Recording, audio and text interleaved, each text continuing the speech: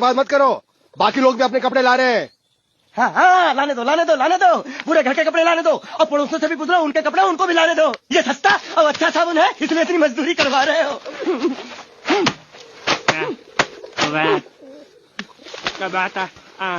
लहंगा है कि सर्कस का तंबू? ये नौटंकी। ए नटवर, एक बात बताओ, इस घर में कितने परिवार रहते हैं? 15-16 परिवार। हाँ, तो इसको घर क्यों बोलते हैं? इसको जिला घोषित क्यों नहीं कर देते? काम कर, नहीं तो तुझे रस्सी में सुखा दूंगा।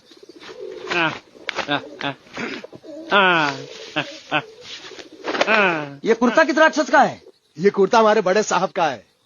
मतलब इन राक्षसों में से और भी एक बड़ा राक्षस है? ए, नीची आवाज में बात कर, ये लोग तो कुछ भी नहीं है, असली साहब तो वो है, मंगल सिंह चौहान। गुजरात गए हैं, आने वाले हैं।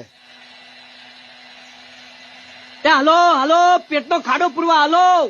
क्या खाड़ो? मैं खाड़ो नहीं छोड़ूंगा, नहीं। थोड़ी बहुत गुजराती मुझे भी आती है। नहीं जम्मू, नहीं जम्मू, नहीं ना जम्मू तो जा भाड़ में, जा भाड़ में।